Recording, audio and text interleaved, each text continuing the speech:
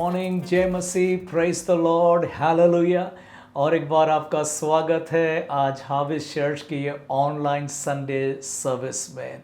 And Sunday after Sunday परमेश्वर हमसे बातचीत कर रहा है और हमें और आत्मिक जीवन में दृढ़ करता जा रहा है। हम परमेश्वर का धन्यवाद देते हैं स्टीफन लुइस फैमिली का, जिन्होंने ओपनिंग में हमारी सहायता करी है। परमेश्वर आशीष दे। पास्टर विश्वास को ऑफरिंग में आपने मदद की। एंड क्वायर कम धन्यवाद देते हैं। अनॉइंटेड वर्शिप हम लोग कर सकते हैं परमेश्वर की, और हमारे घरों में हम परमेश्वर की आराधना कर सकते हैं। मुझे नहीं पता चर्चेस कब वापस खुल पाएंगे, पर जब भी खुले हम लोग उस समय तक प्रभु की आराधना स्तुति ऑनलाइन सर्विस के द्वारा करते जाएंगे। हमारे लाइफ क्रिश्चियन यूनिवर्सिटी के बाइबल क्लासेस भी ऑनलाइन चल रहे हैं। अगर आप ज्वाइन करना चाहते जरूर से करिएगा। मंडे एंड ट्यूसडे शाम को 4 से 5:30 बजे होता है जूम पर ये क्लासेस, और बहुत स्टूडेंट्स इसमें ज्वाइन किए हैं और लाभ और आशीष उठा रहे हैं। आज का संदेश हम लोग आगे जाएंगे और आज का टाइटल है डिलिजेंटली सीक द लॉर्ड। यहोवा की खोज में लगे रहो। Diligently seek the Lord। और मुख्य वचन लिया जाता है 1 Samuel chapter 3 and verse 1 से। And the child Samuel ministered unto the Lord before Eli, and the word of the Lord was rare, meaning precious in those days, and there was no open vision। आज हिंदी में पढ़ने के लिए हेप्शिबा विश्वास से मैं request किया हूँ, आप हमारी सहायता करेंगे।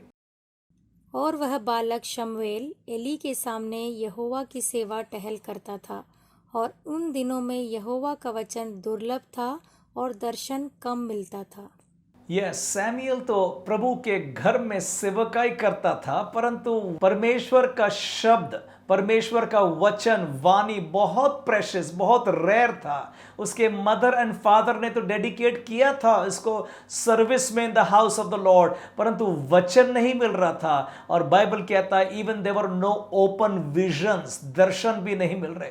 कई बार ऐसे लोगों के जीवन में सीजन्स चलते रहते हैं। वो धार्मिक कर्म तो कर रहे हैं, रिलीजियस रिचुअल्स ऑफ लाइफ वो करते जा रहे हैं, वो धूप चढ़ाते हैं, वो लंबी प्रार्थना भी करते हैं, सब अच्छे काम भी कर रहे हैं, चर्च भी जा रहे हैं। वो सोचते हैं कि वो परमेश्वर को खुश और प्रसन्न कर रहे हैं। पर प्रश्न यही है, क्या आपने परमेश्वर की आवाज को सुनी? क्या परमेश्वर ने आपको कुछ उत्तर और जवाब दिया? देखिएगा, मैं कहना चाहता हूं, एक मनुष्य तो बिना परमेश्वर के वो फिर भी जी सकता है। अपने बल, बुद्धि, ज्ञान, स्किल, टैलेंट्स एंड एक्सपीरियंस के द्वारा रोज की रोटी और कंफर्टेबल लाइफस्टाइल फिर भी वो बिता सकता है। पर कई बार ऐसे सिचुएशंस आ जाते हैं लाइफ में जहां उसकी बुद्धि फेल हो जाती है, उसकी बल शक्ति सामर्थ काम में नहीं आती है। कई बार ऐसे मोड़ पर व्यक्ति ढूंढता है कोई परमेश्वर है जो मेरी प्रार्थना सुनेगा, जो जवाब देगा ये क्या क्या घटना मेरे जीवन में हो रहा है, इसका वो उत्तर ढूंढता है। परंतु परमेश्वर से कोई वाणी नहीं, कोई आवाज नहीं, कोई सपना नहीं, कोई दर्शन भी। कई बार ऐसे सीजन्स ऑफ लाइफ, इसको हम लोग डार्क सीजन भी बोलते हैं या ड्राई सीजन भी बोलते हैं, जैसे सैमुएल के दिनों में इजराइल में बीत रहा था ना कोई परमेश्वर से वचन नहीं, वाणी नहीं, कोई ड्रीम प्रोफेसी भी वहां पर नहीं हो। एक ऐसा ही सीजन सॉल राजा के जीवन में भी हो रहा था। पहला सैमुएल 28 और 3 से 7 लिखा है, पूरा पढ़ने का समय नहीं, परंतु वहां लिखा है शमूएल की तो मृत्यु, शमूएल परमेश्वर का प्रॉफिट था, वो वचन लाता था, उसकी मृत्यु हो गई थी। परंतु आगे 6 कलम में भी लिखा है, तो और जब शमूएल ने यहोवा से पूछा तब यहोवा ने ना स्वप्न के द्वारा उत्तर दिया और ना उरीम के द्वारा और ना भविष्यवक्ताओं के द्वारा उत्तर दिया। ना शॉल के लाइफ में भी एक डार्क सीजन था, no answer from God, no answer from God. परमेश्वर से वो प्रार्थना कर रहा पर जवाब नहीं मिल रहा है। देखिएगा, बाइबल में लिखा भी है आमोस 8 और 11 में, इंग्लिश में कहता है, बाद में हिंदी में पढ़ेंगे, Behold the days come, saith the Lord, that I will send a famine in the land, not a famine of bread, nor of thirst for the water, but hearing the words of the Lord। Hindi में पढ़ देंगे। परमेश्वर यहोवा की यह वाणी है, देखो ऐसे दिन आते हैं जब मैं इस देश में महंगी करूंगा, उसमें न तो अन्न की भूख और न पानी की प्यास होगी, परंतु यहोवा के वचनों के सुनने ही की भूख प्यास होगी। परमेश्वर के शब्द, परमेश्वर के आवाज को सुनने का अकाल हो जाएगा। कोई वाणी नहीं है, कोई प्रोफेसी नहीं है, कोई वर्ड ऑफ गॉड नहीं है। मैं आज आपसे प्रश्न पूछता हूं, वो कब था जब आपने परमेश्वर की आवाज को सुनी? कब था? एक सपने के द्वारा परमेश्वर ने आपसे बातचीत किया, आपके घर के लिए, परिवार के लिए, दोस्त या मित्र के लिए आपने कुछ वचन मिला आपको ना? कई बार जीवन में ऐसे डिफिकल्ट सिचुएशन के द्वारा गुजरते हैं, हम एक उत्तर मांग रहे हैं परमेश्वर से, परंतु कोई जवाब नहीं आ रहा है। आज का टॉपिक बहुत इंपॉर्टेंट है ना, कि हम कैसे अपने आप को पोजीशन कर सके, तैयार कर सके कि परमेश्वर की आवाज को हम सुने। मैं सोचता हूं ये एक संडे का सरमन काफी नहीं होगा। प्रभु अनुग्रह करे तो हम आगे भी इसी टॉपिक को कंटिन्यू करें, पर मैं बोल रहा हूं कि बहुत इंपॉर्टेंट है परमेश्वर की आवाज को सुनना। देखो, परमेश्वर के स्वभाव को अगर हम देखेंगे, आमोस 3 और 11 में भी कहता है, surely the lord does nothing without revealing his secret plans to his servants the prophet ना। हिंदी में भी पढ़ देंगे। इस प्रकार से प्रभु यहोवा अपने दास भविष्यद्वक्ताओं पर अपना मर्म बिना प्रकट किए कुछ भी न करेगा। परमेश्वर अपनी योजनाओं को ना, जो आने वाली घटनाओं को वो बताता ही है, उसके बगैर कुछ करता नहीं है। यिर्मयाह 33 और 3 में हिंदी में डायरेक्टली पढ़ देता हूं, मुझसे प्रार्थना कर और मैं तेरी सुनकर तुझे बड़ी बड़ी और कठिन बातें बताऊंगा जिन्हें तू अभी नहीं जानता। ये परमेश्वर का स्वभाव है। परमेश्वर बोल रहा है, मुझे पुकारो, मैं जवाब दूंगा। Not maybe, not if ना, I will answer you. So God का स्वभाव है, वो बोलना चाहता है, पर प्रश्न ये है, आप क्या सुन रहे हैं? क्या आर यू लिसनिंग? कब था वो आखिरी बार जब आपने परमेश्वर की वाणी को सुना ना? परमेश्वर हमारे एक जीवित परमेश्वर है, वो कम्युनिकेट करना चाहता है, अपनी थॉट्स और इच्छा बताना चाहता है ना। अगर हम बाइबल में देखते हैं ना, मलाकी जहां पर ओल्ड टेस्टामेंट खत्म होता है और न्यू टेस्टामेंट मैथ्यू शुरू होता है ना, वहां पर कुछ 400 साल का इसको कह दिया जाता है एड्रेस्ड एज डार्क एजेस, जहां पर कोई पब्लिक वाणी नहीं आई थी। मैं अभी कुछ क्लासेस अटेंड कर रहा हूँ, pastor Willy Sons from Mumbai Community of Hope का School of Prophets. Every Friday and Saturday 3-3 घंटे का क्लास उनका होता है, how to hear from God ना, ड्रीम्स, विजन्स, प्रोफेसीज के बारे में बहुत अच्छी बातें हैं ना। पर ये जो शेयर कर रहा हूँ, ये परमेश्वर ने मुझे जो बातें बताया, मेरे बहुत डीप डिजायर है कि मैं परमेश्वर से आवाज सुनूं, परमेश्वर मुझे बताए ये क्या हो रहा है। ये कोरोना वायरस, ये कोविड-19, 5 महीने तक स्कूल कॉलेजेस बंद है, शॉपिंग मॉल्स बंद है, स्ट्रीट्स खाली है ना, लोग बाहर नहीं निकल रहे, चर्चेस बंद है। What is this happening? We need to hear from God, we need to hear from God ना। परमेश्वर बताता, ये उसका स्वभाव है। ये मलाकी 2, मैथ्यू क्यों ना इसको डार्क एजेस बोला गया, पर पास्टर विली सोन्स ने बहुत अच्छा बताया, वो पब्लिक प्रोफेसीज नहीं आ रही थी एज अ नेशन, पर इंडिविजुअल से प्रभु बातचीत फिर भी कर रहा था। जैसे कि अननया नाम की प्रॉफिटिस थी, वो अननायस थी प्रॉफिटिस। जकराया जो जॉन द बैप्टिस्ट का फादर, वो प्रीस्ट था, प्रभु का वचन उसके पास आया। मैरी जिसके पास जेब्राइल दूध भेजा गया था, ये प्राइवेट प्रोफेसीज थी। सो एक पब्लिक प्रोफेसीज होती है, वो अच्छा होता है, एक देश के लिए, नेशंस के लिए प्रभु कुछ बताता है। जैसे कि Old Testament prophets Isaiah, Jeremiah, Ezekiel और बहुत सारे और भी प्रॉफिट्स थे, वहां पर पब्लिकली परमेश्वर ने एड्रेस किया था to the kingdom of Israel. वो इज़राइल के लिए बहुत अच्छा था। और भी टाइम एंड अगेन गॉड ने नूह के दिनों में बताया था कि बहुत बड़ा बाढ़ आने वाला है, पूरा पृथ्वी डूब जाएगा। प्रभु ने नूह को बताया था, जहाज की तैयारी कर। प्रभु ने फेरो जो मिस्र का राजा था उसको बताया था आने वाले दिनों में बहुत बड़ा महाअकाल 7 वर्ष का आने वाला है ना। उसको सपना के द्वारा कुछ बोला था। नेबुकदनेस्सर राजा जो बेबीलोन का था उसको बताया था, उसने भी सपना देखा था कि कैसे आने वाले दिनों में एक बेबीलोन का राज्य रहेगा, फिर मीदास एंड पर्शिया का होगा, फिर ग्रीस, फिर रोमन्स, और फिर यीशु मसीह का जन्म होगा। मतलब टाइम एंड अगेन ना परमेश्वर ने बताया। वो अन्य जाति भी राजा लोग थे पर गॉड ने कुछ रिवील किया। मतलब गॉड का स्वभाव में बता रहा हूं। God wants to predict, God wants to tell ना कि आने वाले दिनों में क्या। इवन बर्थ ऑफ क्राइस्ट बताया था ना कि यीशु मसीह का जन्म एक कुंवारी स्त्री मरियम के द्वारा होने वाला है, उसका नाम यीशु रखना, वो अपनी प्रजा को पापों से बचाने वाला है। सारी बातें बता दिया। बाइबल स्कॉलर्स बताते हैं कि इनफैक्ट 3000 प्रोफेसीज थी यीशु मसीह के बारे में। उसका जन्म कहां होगा, उसका लाइफ क्या होगा। मतलब God speaks, God speaks, God is speaking even today. But the question remains, are you listening? Are you listening?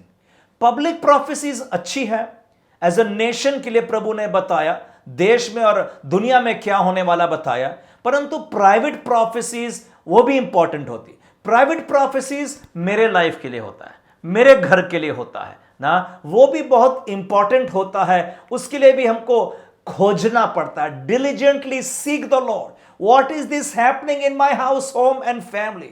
मैं कुछ उदाहरण जल्द से लूंगा कि जब बाइबल में लोगों ने अपने प्राइवेट लाइफ के लिए, फैमिली के लिए कुछ पूछा, जैसे रेबका कुछ समय तक 20 साल तक तो वो बांझ थी, even after her married life ना।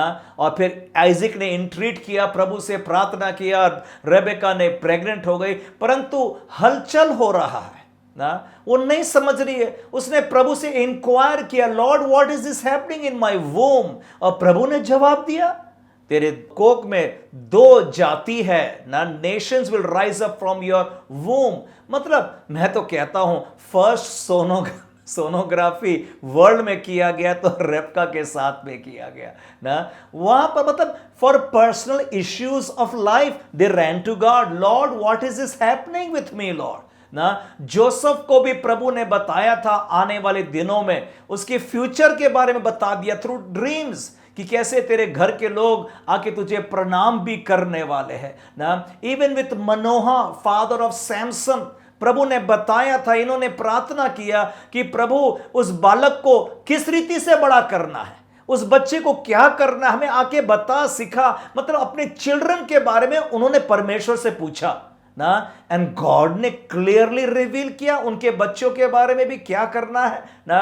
इवन शॉल राजा, सॉल के बारे में लिखा है, ही ग्रू अप विद दिस ना, कि उसके फादर की एसिस गधी घूम गई थी, नहीं मिल रही थी। उन्होंने एक प्रॉफिट सैमुअल के पास में गया और पूछा कि हमारे फादर की गधी कहां है, और वहां तो प्रॉफिट ने बहुत कुछ और भी ज्यादा बता दिया, वो बातें नहीं पर पर्सनल बातों। Even king David inquired of the Lord, 2 Samuel 5:19 में, प्रभु क्या मैं फिलिस्ती के विरोध लड़ाई करने को जाऊं? प्रभु क्या तू दुश्मनों को मेरे हाथ में दे देगा? And the Lord said yes I will go. मतलब for personal events of life ना, लोग परमेश्वर के पास में गए, they were diligently seeking the Lord and the Lord answered. God का स्वभाव देखो ना, God wants to speak, he wants to reveal about your home, your family. आपके घर में कोई चिंता होगा, कोई परेशानी होगा, आप घर खरीदने को जा रहे होंगे, आप मोटर गाड़ी खरीद, आप अपने बच्चों का भविष्य, आपकी जॉब होगा, आपका मैरिज की इश्यूज होगा ना, एक लिविंग गॉड के पास में आइए ना,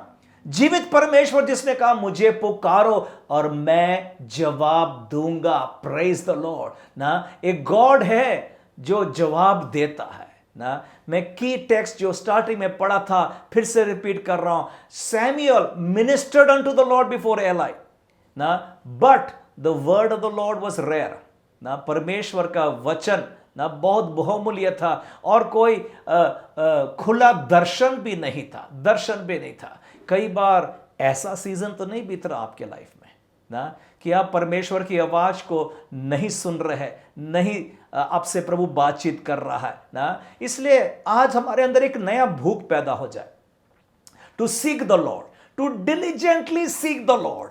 Lord I want to hear, Lord I want to hear, Lord I want to hear from your Lord ना। मैं आज आपके सवाल परेशानी का उत्तर नहीं दे रहा हूं, पर यह बताऊंगा how to seek answers from God ना, कैसे परमेश्वर से हम लोग प्रार्थना करेंगे और मेरा गॉड मुझसे बातचीत करेगा ना। आमोस चैप्टर 5 में एंड वर्स 4 में कहता है, Amos 5:4, for thus saith the Lord unto the house of Israel, seek ye me and ye shall live. Hindi में पढ़ देंगे। यहोवा इज़राइल के घराने से यूं कहता है, मेरी खोज में लगो तब जीवित रहोगे। आगे 6th कलम में भी कहता है, seek the Lord, Amos 5:6, seek the Lord and ye shall live. यहोवा की खोज करो तब जीवित रहोगे, तब जीवित रहोगे। तो हमको परमेश्वर की खोज करना है। जो वर्ड वहां पर खोज या इंग्लिश में सीख ही में वचन जो आया, हिब्रू में उसका डावराश कहते हैं ना, मींस डिलिजेंटली इंक्वायर, लगन से पूछताछ करना, डिलिजेंटली इंक्वायर ना। Seek the Lord means diligently search for the Lord and regard me more than essential food, भोजन से भी ज्यादा। एक बार अय्यूब ने भी कहा ना, अय्यूब 23 चैप्टर 10 वाला कलम में कहता है ना, आई desire the word of the Lord more than my necessary food. Hindi में पढ़ देंगे।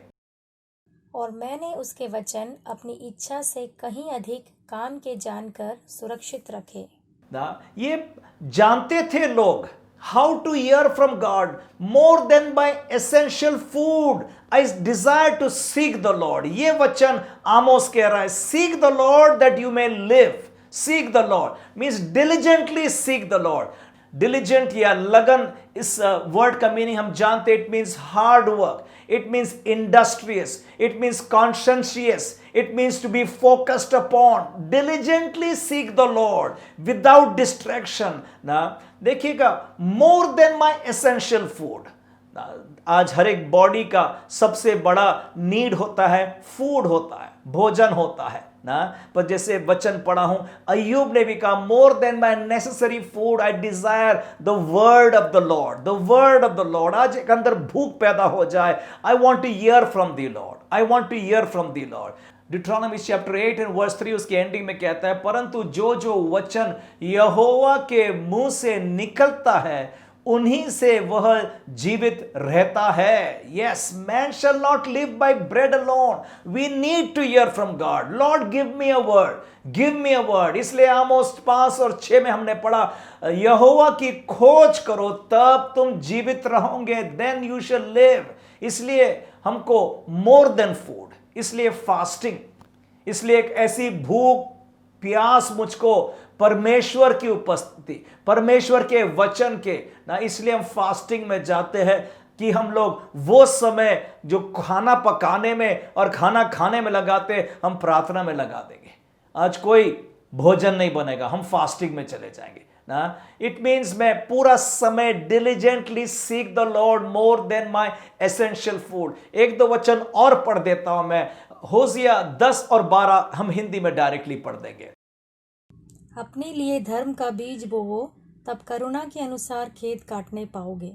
अपनी पड़ती भूमि को जोतो, देखो अभी यहोवा के पीछे हो लेने का समय है कि वह आए और तुम्हारे ऊपर उद्धार बरसाए। Amen, hallelujah. Now, sow to yourself in righteousness, reap in mercy, break up your fallow grounds. उस पीड़ित भूमि को जोतो ना। वो पीड़ित भूमि जो आया means unproductive, unfertile, hard, no fruits bearing land को हमको जोतना है।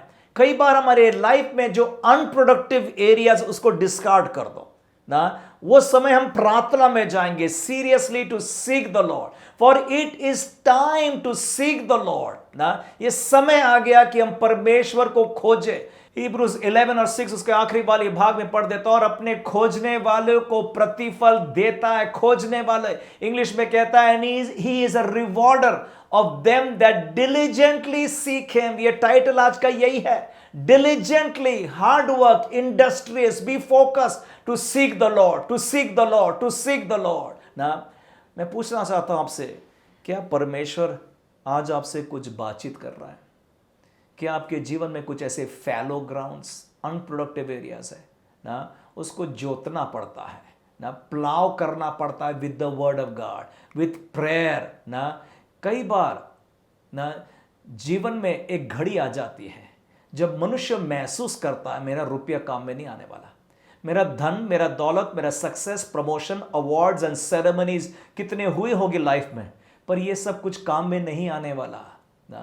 बाइबल में लिखा है एक बार धनी व्यक्ति को, उसने बहुत धन कमाया, बहुत धन कमाया ना, और कहता है मेरे प्राण तू ऐश से जी, खा पी और ऐश कर ना। परंतु लूक 12 में और 20 और 21 कलम में हिंदी में पढ़ देंगे। परंतु परमेश्वर ने उससे कहा, हे मूर्ख, इसी रात तेरा प्राण तुझसे ले लिया जाएगा। तब जो कुछ तूने इकट्ठा किया है वह किसका होगा?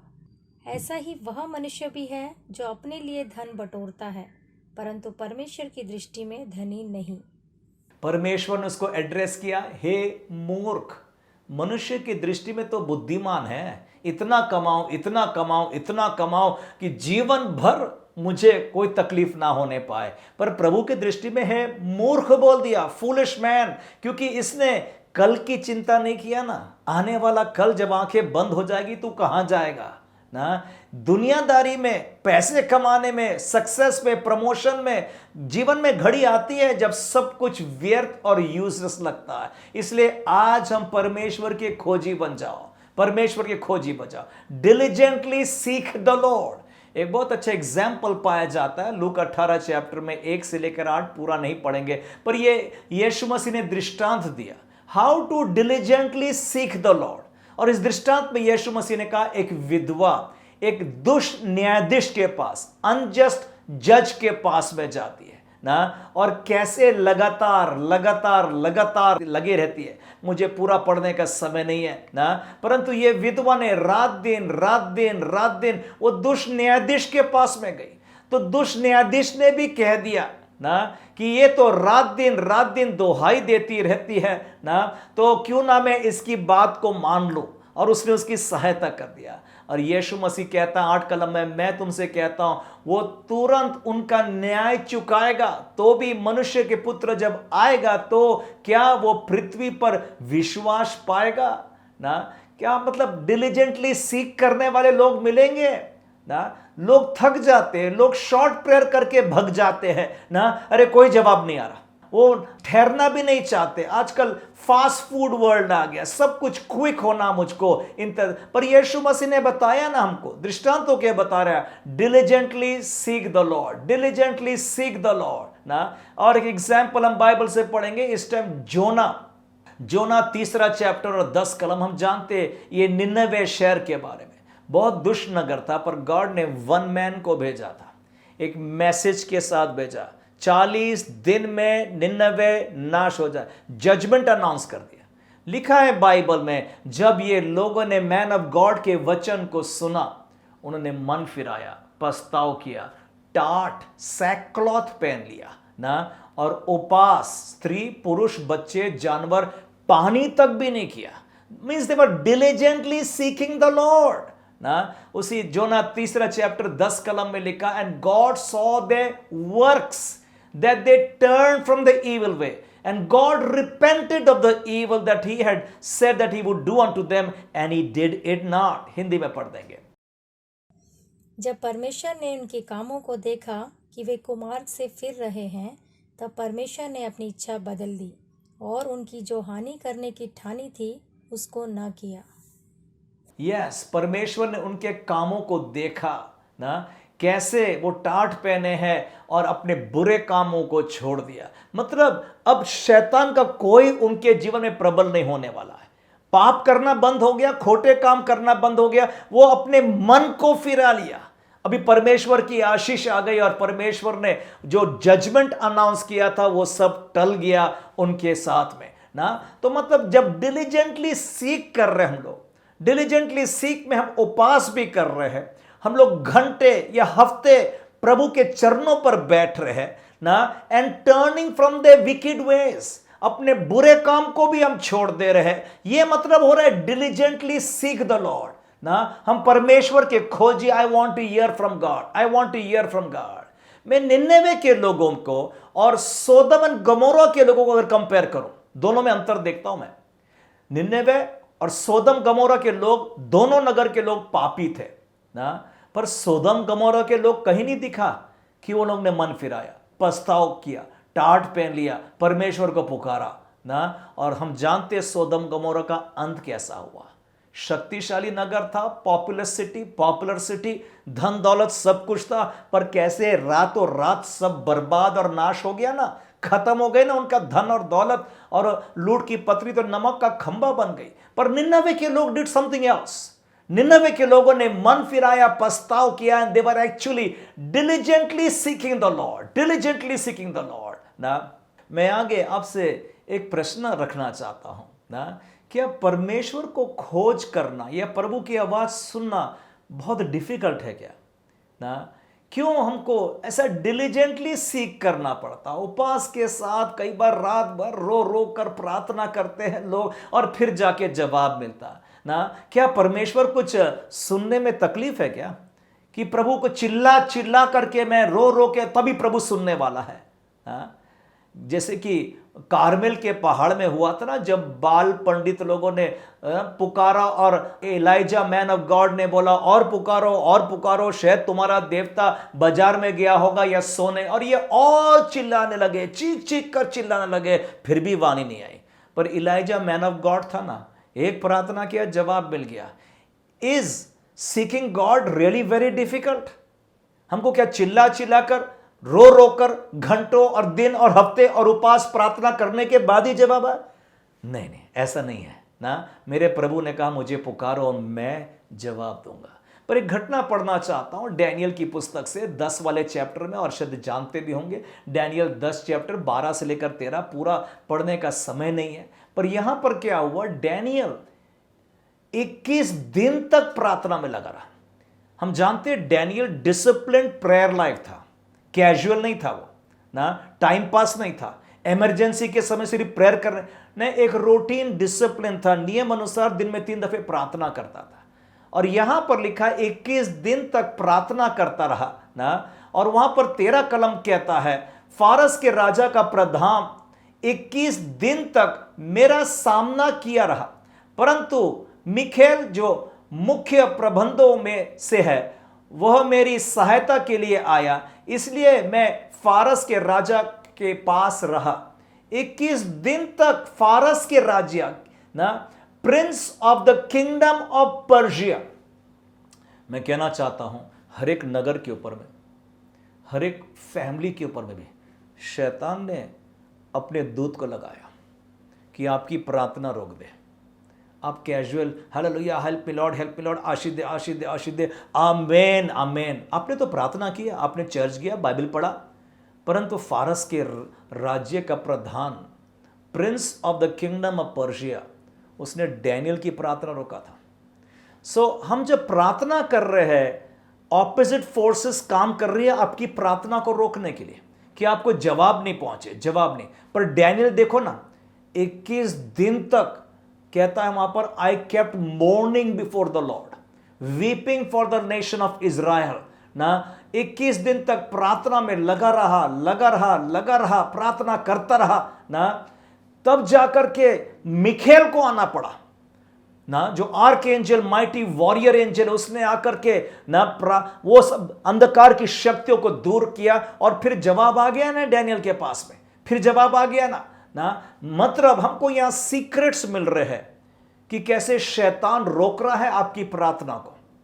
आप थक जाएंगे, निराश हो जाएंगे। ये जो अंधकार की शक्तियां, दुष्टात्मा, ये रूथलेस है ना, ये दया नहीं करने वाले हैं, रहम नहीं करने वाले, ये तो चोरी करने, घात करने और नाश करने आए आपके घर और परिवार को ना। सब बर्बाद कर देगी, पूरा अंत तक आपके घर को बर्बाद कर देगी। आपको प्रार्थना में जाना पड़ेगा, ये इविल फोर्सेस रोकती है प्रार्थना को, इविल फोर्सेस रोकती है ना। इसलिए आज प्रार्थना के लाइफ को हम दृढ़ करने पाए, मजबूत करने पाए।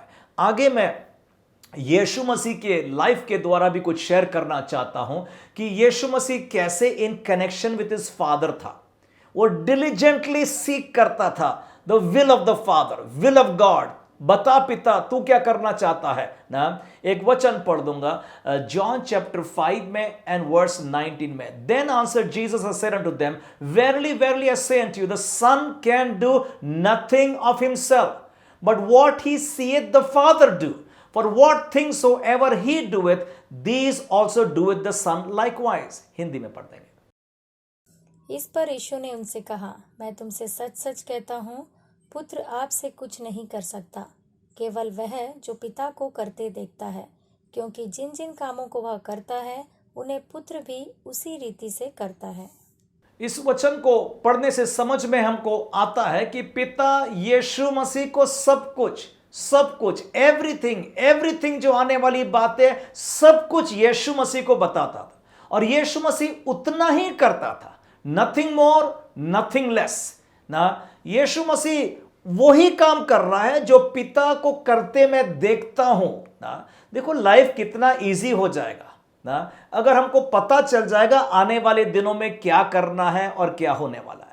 अब एग्जाम्पल मैं लेना चाहता हूं ना, यीशु मसीह का जीवन का यह है कि उसका मित्र लाजर बीमार है ना, और हम जानते हैं मार्था और मरियम ने एक खत भेजा यीशु मसीह के पास, तू जिससे प्रेम करता है वो बीमार है। जॉन 11 चैप्टर में कोट कर रहा हूं ना। यीशु मसीह ने खत पढ़ करके एकदम से जवाब दे दिया, ये बीमारी मृत्यु की नहीं है परंतु परमेश्वर की महिमा के है। मतलब यीशु मसीह जानता था लाजर का बीमारी का भविष्य क्या होने वाला, ये क्या कोर्स लेने वाली है बीमारी। यीशु मसीह ने पहले से बोल दिया ये बीमारी मृत्यु की नहीं है पर परमेश्वर की महिमा के लिए है ना।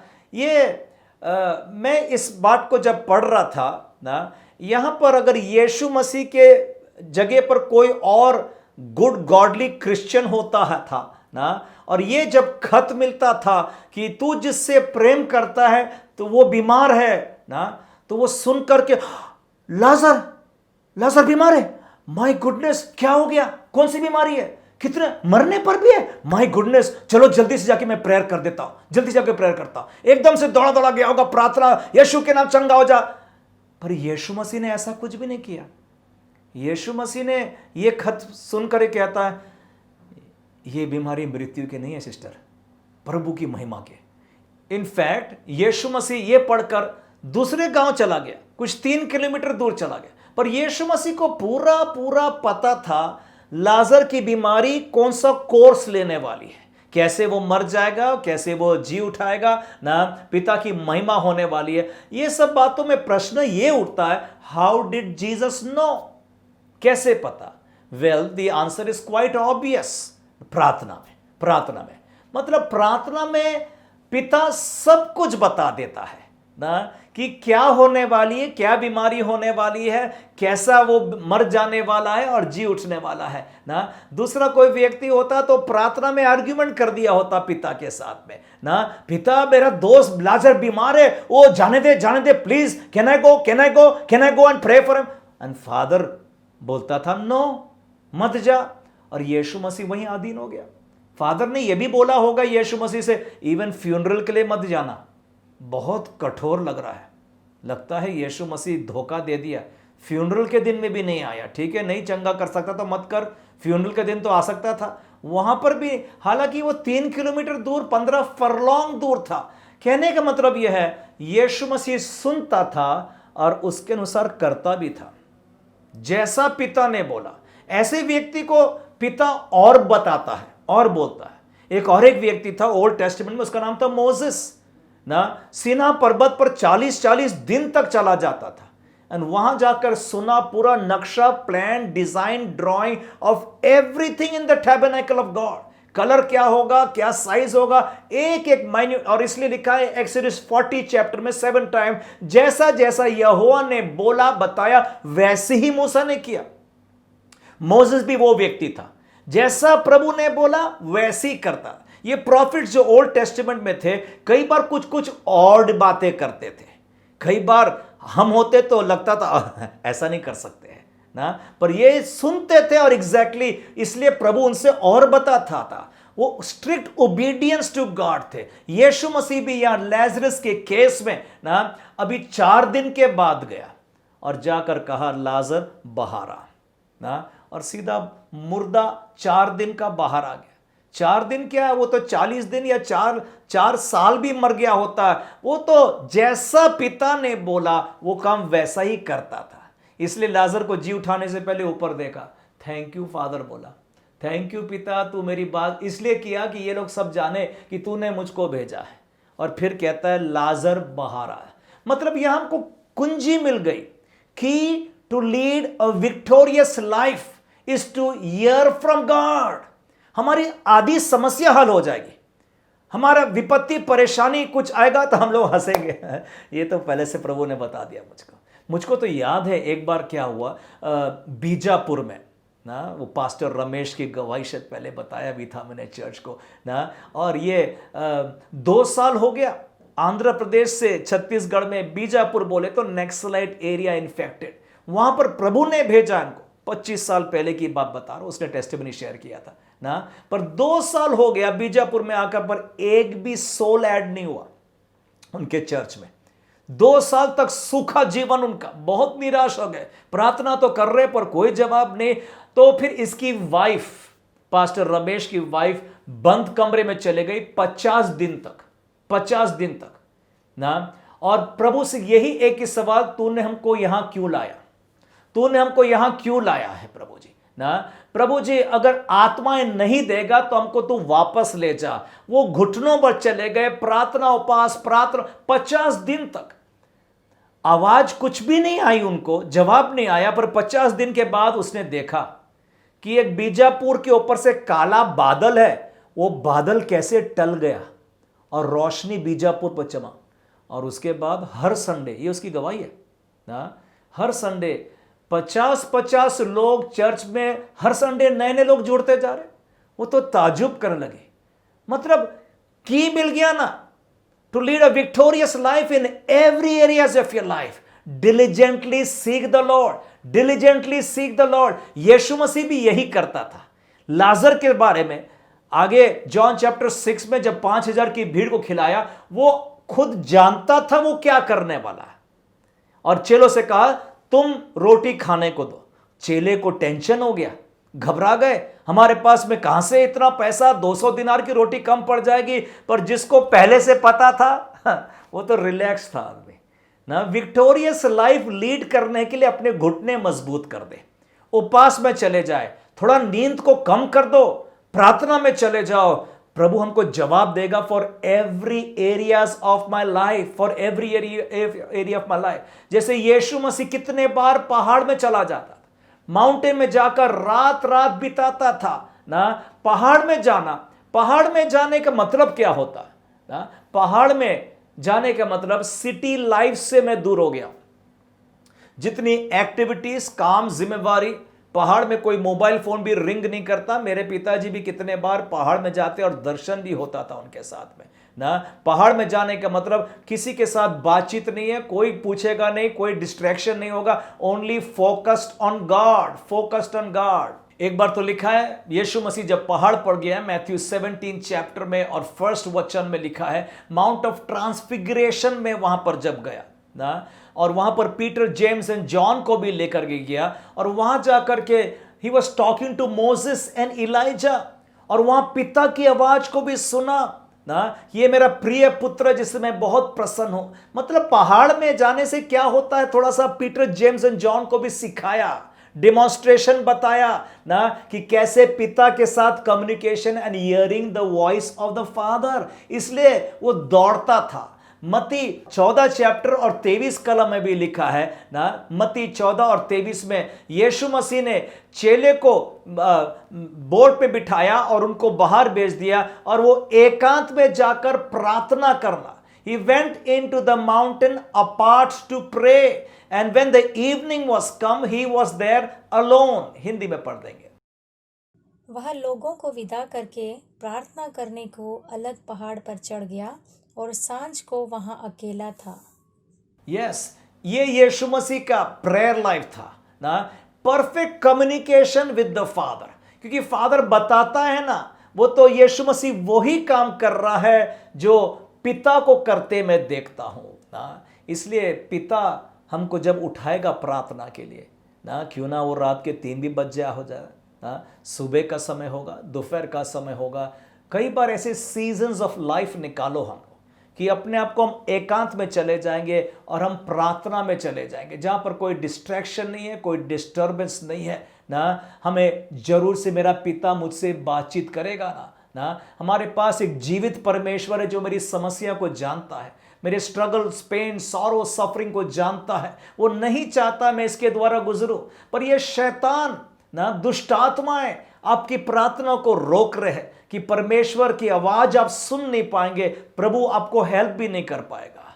आपको कई बार शायद रिपेंट भी करना पड़े, मन भी फिराना पड़े। Turn from the evil ways and diligently seek the Lord, diligently seek the Lord। इसलिए मैं सरमन को आज यहीं पर समाप्त कर रहा हूं, आगे और कंटिन्यू करूंगा। परंतु अगर आपके जीवन में कुछ ऐसा सीजन्स ऑफ लाइफ चल रहा है, डार्क एजेस ना, कोई आवाज नहीं आ रही परमेश्वर की तरफ से, क्यों ना अपने घुटनों पर आ जाए। Sometimes as a family, sometimes as a church ना, only seeking the Lord, seeking the Lord, and मेरा प्रभु जरूर आपको जवाब देगा। अपने सिर को झुकाएंगे, हम प्रार्थना में जाएंगे। Let us pray. धन्यवाद प्रभु, धन्यवाद प्रभु, धन्यवाद। Every heads are bowed and every hearts are open before the Lord. और आज हम परमेश्वर की आवाज़ को सुनने पाए। शायद प्रभु आपको कुछ बोल रहा है कि आपको समय निकालना पड़े, as a home, as a house, family, as a church. आज प्रभु के आगे अधीन हो जाओ, समय निकाल करके प्रभु के चरणों पर हम बैठने पाए। प्रभु हमसे बातचीत करेगा। प्यारे प्रभु यीशु मसीह, जगह जगह बाइबल में आपने अपनी प्रजा और लोगों से बातचीत किया, आने वाली बातों को बताया है प्रभु। आज हम भी और एक बार प्रभु आपके चरणों पर आते हैं प्रभु। पब्लिक वर्ड मांगते हैं और प्राइवेट वर्ड मांगते हैं हमारे घर के लिए, परिवार के लिए प्रभु जी। अलग अलग घर परिवार परेशानी विपत्ति के द्वारा गुजर रहे, हम जानते हैं प्रभु आपके पास जवाब है, आपके पास उनका उत्तर है, सल्यूशन है पिता। आज एक एक घर और परिवार के लिए प्रार्थना करता हूँ, और जो भी दुष्ट की युक्तियाँ उनके घर के ऊपर में से, उनके नगर शहर के ऊपर में से राज करती है, हुक्म देता हूँ यीशु मसीह के नाम सब निकल जाए। डांटता हूँ, फटकारता हूँ, अधिकार लेता हूँ सर पर बिच्छू को पैरों के नीचे रोंद देने के लिए लॉर्ड। आज ये प्रार्थना करता हूँ प्रभु, एक खुला स्वर्ग मांगते हर एक घर के ऊपर है प्रभु जी, ताकि हम तेरी आवाज को सुनेंगे पिता प्रभु। ओ प्रभु, हमारे कान भूखे हैं पिता प्रभु तेरी आवाज को सुनने के लिए प्रभु। बोल प्रभु, बोल प्रभु। ओ मैं तेरा दास दासी सुनता हूँ परमेश्वर प्रभु जी। आज ये प्रार्थना करने पाए, ये प्रार्थना करने पाए जैसे छोटे सैमुअल को एली ने सिखाया था। This is how you will hear from the Lord, this is how speak my Lord, thy servant listeneth, thy servant listeneth. Yes Lord प्रभु, हमारे कान भूखे हैं पिता प्रभु। ननद और की परेशानी, परीक्षाओं के द्वारा घर, जीवन, परिवार गुजर रहा है प्रभु। जवाब मेरे प्रभु के पास में है प्रभु। हाँ परमेश्वर, अभी इस समय तू बोल रहा है प्रभु, तू बता रहा है पिता, उसके हम धन्यवाद देते पिता। हर एक को प्रभु प्रार्थना करता हूँ, ब्लेस करता हूँ पिता, कि वो तेरी आवाज़ को सुने प्रभु। उनके कान को आशीष देता हूँ, तेरी आवाज़ को सुनने के लिए वो तैयार होने पाए पिता। हर एक डिस्ट्रैक्शन, डिस्टर्बेंस यीशु के नाम से दूर हो जाए पिता प्रभु जी।